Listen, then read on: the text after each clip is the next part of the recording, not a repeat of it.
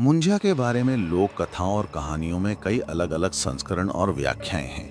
कुछ कहानियों में यह उल्लेख किया गया है कि मुंजा दरअसल ब्राह्मण बच्चों की आत्माएं हैं। ऐसी कहानियां बताती हैं कि इन ब्राह्मण बच्चों की आत्माएं शांतिपूर्ण मृत्यु न होने के कारण असंतुष्ट रह गई। इस कारण से मुंजा को कभी-कभी विशेष धार्मिक और सांस्कृतिक संदर्भों में देखा जाता है, जहां उन्हें शांत करने के लिए विशेष अनुष्ठान किए जाते हैं। डर, भय, खौफ, आतंक, ये सारे शब्द बस एक ही एहसास को दर्शाते हैं। वो एहसास जो कई बार हमें रात को सोने नहीं देता। वो एहसास जिसे आप हमारी ओरिजिनल स्टोरीज के हर एपिसोड में महसूस करेंगे।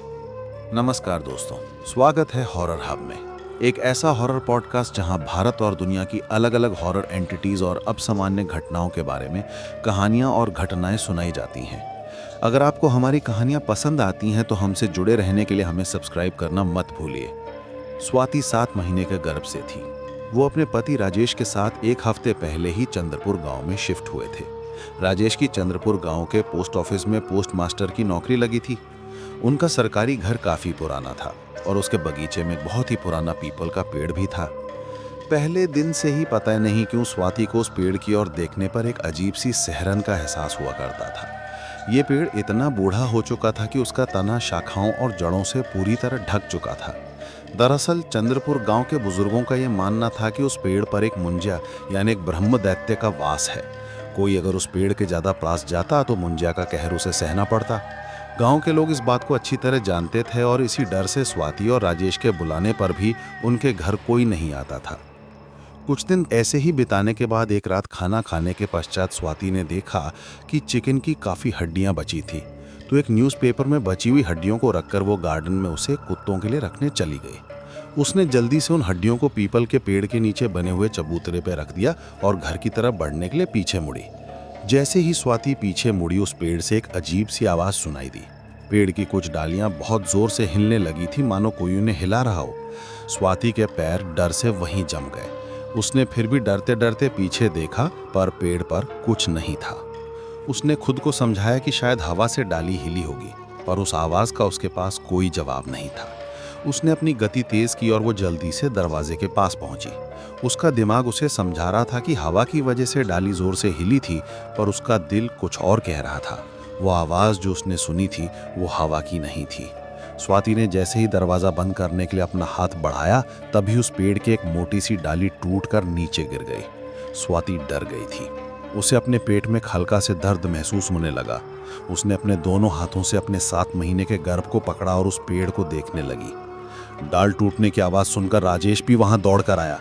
स्वाति को डरा हुआ देखकर उसने स्वाति से पूछा कि क्या हुआ था, और फिर दरवाजा बंद कर वो उसे अंदर ले गया। उसने स्वाति से इतनी छोटी सी बात को लेकर चिंता न कर, आराम करने को कहा, लेकिन स्वाति पसीने से पूरी गीली हो चुकी थी। उसने खुद को शांत किया और सोने की कोशिश करने लगी। उसे एक अजीब से भारीपन का एहसास हो रहा था, मानो उसके 7 महीने के गर्भ का वजन अचानक बढ़ गया हो, पर उसने राजेश को कुछ नहीं बताया। रात के 3 बजे स्वाति अपने बिस्तर से उतरी। उसके गर्भ में एक अजीब सी हलचल हो रही थी। उसकी आंखें बिल्कुल काली थीं और उसके बाल खुले हुए थे। फिर बिना पल के झपकाए वो बिस्तर से उतरी और अपने हाथों और घुटनों के बल चलती हुई घर के बाहर चली गई। सुबह जब राजेश की आंख खुली तो उसने देखा कि स्वाति घर पर नहीं थी। वो परेशान होकर घर से बाहर भागा। उसने देखा स्वाति उस पीपल के पेड़ के तने के पास पड़ी हुई थी। मुंह पर पानी मारने पर जब स्वाति होश में आई तब वो बिल्कुल शांत थी। उसने कोई बात नहीं की, बस एक मूर्ति की तरह वहीं बैठी रही। उसकी आंखों में एक अजीब सी स्थिरता थी। राजेश के मन में बहुत से सवाल उठ रहे थे, पर स्वाति ने किसी सवाल का कोई जवाब नहीं दिया। वो उठकर घर के अंदर चली गई। राजेश को यह सब काफी अजीब सा लग रहा था। स्वाति ने ऐसा बर्ताव पहले कभी नहीं किया था। फिर भी वो चुप रहा। उसने स्वाति को आराम करने को कहा। अगले 3 दिन तक स्वाति के बर्ताव में ज्यादा बदलाव नहीं आया। वो बिल्कुल चुपचाप हो गई थी और वो राजेश के किसी भी सवाल का जवाब नहीं दे रही थी। तीसरे दिन ऑफिस जाते वक्त स्वाति की हालत देखकर राजेश ने सोचा कि शाम को वो उसे हॉस्पिटल ले जाएगा। वो काफी कमजोर लग रही थी। इस तरह से बच्चे की भी तबीयत ना बिगड़ जाए। उसे बिस्तर पर सुलाकर वो ऑफिस चला गया, पर शाम को राजेश को घर लौटने में देर हो गई। 6 बज चुके थे। अंधेरा हो चला था। घर के गेट पर पहुंचकर उसने देखा कि घर की सभी लाइट्स बंद थीं। उसने अंदर जाकर लाइट्स ऑन की।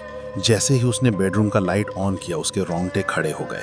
स्वाति उसके बेडरूम के कोने में जमीन पर बैठी हुई थी। उसके बाल खुले हुए थे, आंखों के नीचे गहरे काले गड्ढे थे, शरीर का रंग सफ़ेद पड़ चुका था और आंखों की पुतलियां इतनी बड़ी हो गई थी कि उसकी आंखें पूरी काली नजर आ रही थी। उसके मुंह पर एक पैशाचिक हंसी थी और वो अपने 7 महीने के बड़े से पेट को अपने नाखूनों से नोच रही थी। उसके पेट पर जगह जगह नोचने के निशान थे। स्वाति के गले से एक आदमी जैसी आवाज़ आ रही थी। जैसे ही राजेश ने स्वाति के हाथों को पकड़कर रोकना चाहा, पर राजेश के छूते ही स्वाति के गले से एक जानवर जैसी फुफकार निकली। उसने राजेश को एक जोर से धक्का दिया और राजेश रूम के दूसरी तरफ जा गिरा। राजेश दर्द से कराह रहा था। उसे यकीन नहीं हो रहा था कि ये उसकी बीवी थी। स्वाति एक अजीब सी आवाज़ में हंस रही थी और अपने पेट को अभी भी नोच रही थी। फिर अचानक उसने अपने हाथों और घुटनों के बल बैठकर तेजी से घर के बाहर चली गई। राजेश उसको ढूंढता हुआ गार्डन में पहुंचा। स्वाति उस पीपल के पेड़ के पास घुटनों के बल बैठी हुई थी। वो पेशाचिक हंसी हंसते हुए उस पीपल के पेड़ पर चढ़ने लगी। राजेश डर से कांप रहा था। स्वाति 7 महीने के पेट से थी, फिर वो ऐसे कैसे पेड़ पर चढ़ सकती थी? ये देखकर राजेश की हालत खराब हो गई। वो दौड़ता हुआ पेड़ के पास पहुंचा। स्वाति अब उस पेड़ से राजेश को देखकर एक अलग सी आवाज में हंस रही थी। उसके बाल हवा में उड़ रहे थे और उसकी आंखें अब बिल्कुल काली थी और वो अब उसको उस पेड़ की ओर पास आने का इशारा करने लगी। राजेश समझ चुका था कि स्वाति के शरीर में कुछ और है। स्वाति पर कोई काला साया है और उसे अभी इसी वक्त किसी पंडित या तांत्रिक को घर पर बुलाना होगा, वरना आज कुछ ना कुछ अनहोनी जरूर घट सकती है। वो भागते हुए सरपंच के घर पहुंचा और रोते हुए सब कुछ बताकर किसी पंडित, बाबा या तांत्रिक का पता पूछने लगा। बिना देरी के सरपंच और राजेश गांव के पंडित को लेकर तुरंत राजेश के घर पहुंचे। स्वाति अब भी पेड़ पर बैठी हुई थी, गुर्रा रही थी। पंडित को देखकर वो और जोर जोर से चिल्लाने लगी। पंडित ने पेड़ के चारों तरफ गंगा जल छिड़का और फिर कुछ मंत्र पढ़ने लगा। स्वाति दर्द से चिल्ला रही थी। उसके चीत्कार से पूरा गांव गूंज रहा था। पंडित ने राजेश और सरपंच से कहा कि वो स्वाति को पेड़ से नीचे उतारें। अब तक गांव वाले घर के बाहर जमा होने लगे थे। उन दोनों ने बड़ी मुश्किल से स्वाति को उतारा, फिर उसे घर के अंदर ले गए। पंडित जी अभी भी मंत्र का जाप कर रहे थे। उन्होंने स्वाति के सर पर तुलसी की माला रखी और मंत्र पढ़ते रहे। जमीन पर उन्होंने कुछ यंत्र भी बनाए। स्वाति को बिस्तर से बांध दिया गया था, पर वो अपने शरीर को बार बार एक धनुष की तरह पीछे की ओर मोड़ने लगी। उसके पेट को देखकर लग रहा था कि वो बच्चा पेट से बाहर ना निकल जाए। वो बहुत जोर जोर से चिल्लाती और एक दूसरी आवाज में जोर जोर से हंस रही थी। फिर वो धीरे धीरे शांत हो गई। तब पंडित ने राजेश को बताया, तुम्हारे बगीचे में जो पीपल का पेड़ है वो श्रापित है। उसमें एक मुंजा यानी एक ब्रह्म दैत्य का वास है। तुम्हारे पहले भी इस घर में जो लोग रहने के लिए आए थे, सबके परिवार बर्बाद हो गए थे। मुंजा का प्रकोप भयावह होता है। एक बार अगर उसको किसी ने गुस्सा दिला दिया, फिर वो पूरे परिवार को बर्बाद कर देता है। मुझे नहीं पता तुम्हारी बीवी ने ऐसा क्या किया है उसके क्रोध को जगाने के लिए, पर अब उस मुंजा की नज़र तुम्हारी बीवी और तुम्हारे घर पर पड़ गई है। मुझे माफ़ करना मेरे भाई, पर मैं तुम्हारी बीवी और बच्चे को नहीं बचा सकता। बहुत देर हो चुकी है। बस भगवान से प्रार्थना करो कि उसे ज़्यादा दर्दनाक मौत ना मिले। पंडित जी के मुंह से ये सब बातें सुनकर राजेश ज़मीन पर गिर पड़ा। वो ज़ोर ज़ोर से रोने लगा। पंडित जी ये क्या कह रहे थे? इससे पहले कि वो पंडित जी की बातों को ठीक से समझ पाता, बेडरूम से एक चीत्कार सुनाई दी जिसने सबको अंदर तक हिला दिया। राजेश, सरपंच और पंडित जी दौड़ते हुए रूम के दरवाजे पर पहुंचे। अंदर स्वाति बिस्तर पर पड़ी हुई थी। उसकी आंखें खुली हुई थीं और उनमें कोई जान नहीं थी। स्वाति की मौत हो चुकी थी। चारों तरफ खून फैला हुआ था और स्वाति के पैरों के पास खून से लथपथ एक विकृत बच्चा पड़ा हुआ था। स्वाति ने उस बच्चे को अपने अंतिम पलों में जन्म दिया था। वो बच्चा अभी पैदा हुआ था, पर उसके मुंह पर एक पैशाचिक हंसी थी। उसकी आंखें बिल्कुल काली थीं। उस बच्चे ने राजेश, सरपंच और पंडित की तरफ देखा, मुस्कुराया और फिर घूमकर स्वाति के पैरों के पास बैठ गया। ये दृश्य देख पंडित और सरपंच चिल्लाते हुए वहां से भाग खड़े हुए। पंडित की तुलसी की माला और बाकी का सामान वहीं रह गया। गांव के बाकी लोग भी भाग गए, पर राजेश मानो डर से वहीं जम गया था।